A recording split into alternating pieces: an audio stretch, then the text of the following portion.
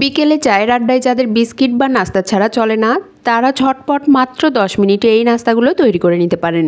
আসসালামু আলাইকুম everyone, welcome back to my channel. এখন আমি আপনাদের তৈরি করে দেখাবো মাত্র একটা ডিম আর আটা দিয়ে অসম্ভব মজার বিস্কিট বা নাস্তা। যে যেটাই বলেন না কেন খেতে হবে অনেক বেশি মজার, আর একবার তৈরি করে অনেক দিন পর্যন্ত সংরক্ষণ করেও রাখা যাবে। বিকেলে চায়ের সাথে বা মেহমান আপ্যায়নে খুব সহজে এই নাস্তাগুলো তৈরি করে নিতে পারেন। তাহলে আর কথা না বাড়িয়ে চলে যাচ্ছি মূল রেসিপিতে। প্রথমেই মিক্সিং বলে ভেঙে নিচ্ছি নর্মাল তাপমাত্রার একটি ডিম। ডিম অবশ্যই নর্মাল তাপমাত্রার হতে হবে। 1/3 কাপ পরিমাণ চিনি, আপনারা আপনাদের টেস্ট বুঝে চিনির পরিমাণ কমিয়ে বা বাড়িয়ে নিতে পারেন। সামান্য লবণ, 1/4 চা চামচ পরিমাণ ভ্যানিলা এসেন্স। হাতের কাছে যদি ভ্যানিলা এসেন্স না থাকে সেই ক্ষেত্রে সামান্য এলাচের গুঁড়াও ব্যবহার করতে পারেন। এতে করে ডিমের কাঁচা গন্ধ চলে যাবে আর অনেক সুন্দর ফ্লেভার আসবে। এবার একটা কাঁটা চামচের সাহায্যে সবগুলো ভালোভাবে মিশিয়ে নিচ্ছি। অনেকের বাসাতেই দেখা যায় হ্যান্ড উইক্স থাকে না, সেই ক্ষেত্রে কাঁটা চামচের সাহায্যে মেশানোর এই কাজটি করতে পারেন। এমনভাবে মেশাতে হবে চিনি যেন একেবারে গলে যায়। সব কিছু ভালোভাবে মিশিয়ে নিয়েছি আর চিনিও একেবারে গলে গেছে। এবার এর সাথে অ্যাড করছি 2 টেবিল চামচ পরিমাণ রেগুলার রান্নার তেল। এখানে অবশ্যই রান্নার সাদা তেলটাই ব্যবহার করতে হবে, কোনো রকম ফ্লেভারফুল তেল ব্যবহার করা যাবে না। তেল অ্যাড করার পর আবারও সবগুলো ভালোভাবে মিশিয়ে নিচ্ছি। সব কিছু ভালোভাবে মেশানো হয়ে গেছে। এখন এর সাথে শুকনো উপকরণ অ্যাড করে দিব। এর জন্য এর সাথে অ্যাড করছি উঁচু করে 1 কাপ পরিমাণ আটা। আপনারা চাইলে আটার পরিবর্তে ময়দাও ব্যবহার করতে পারেন। আটার সাথে অ্যাড করতে হবে 1/2 চা চামচ পরিমাণ বেকিং পাউডার, যেটা অ্যাড করতে আমি ভুলে গিয়েছিলাম, পরে অ্যাড করে মিশিয়ে নিয়েছি। আপনারা অবশ্যই চেষ্টা করবেন আটার সাথে বেকিং পাউডার অ্যাড করে ভালোভাবে মিশিয়ে নিতে। এবার কাঁটা চামচের সাহায্যে সবগুলো ভালোভাবে মিশিয়ে নিচ্ছি।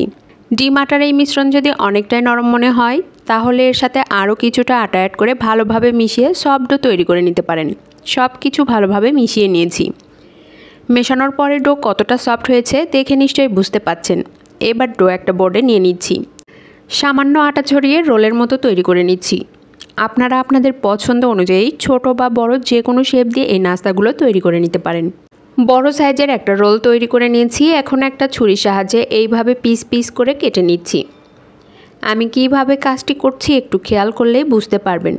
সবগুলো কেটে নেওয়া হয়ে গেলে একটা হাতে নিয়ে এইভাবে মুড়িয়ে লম্বা করে নিচ্ছি। সবগুলো একইভাবে তৈরি করে নিচ্ছি। তৈরি করা হয়ে গেলে একটা নাস্তা হাতে নিয়ে ছুরির সাহায্যে উপরে এইভাবে দাগ কেটে নিচ্ছি।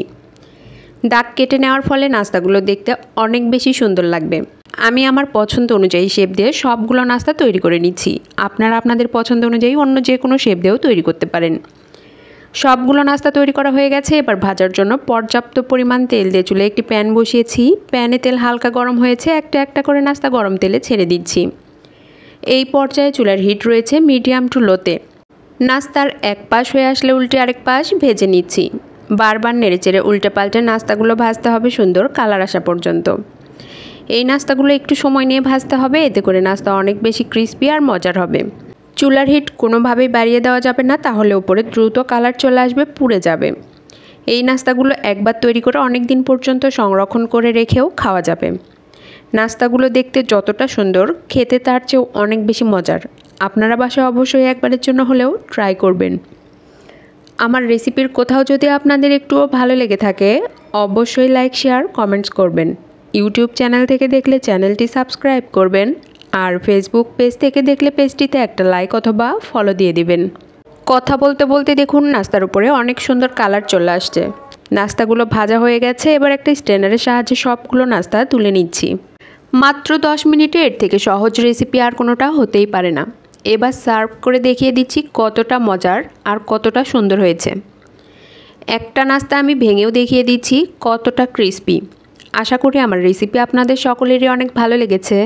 এতক্ষণ আমার সাথে থাকার জন্য সবাইকে অনেক অনেক ধন্যবাদ। আসসালামু আলাইকুম, আল্লাহ হাফেজ।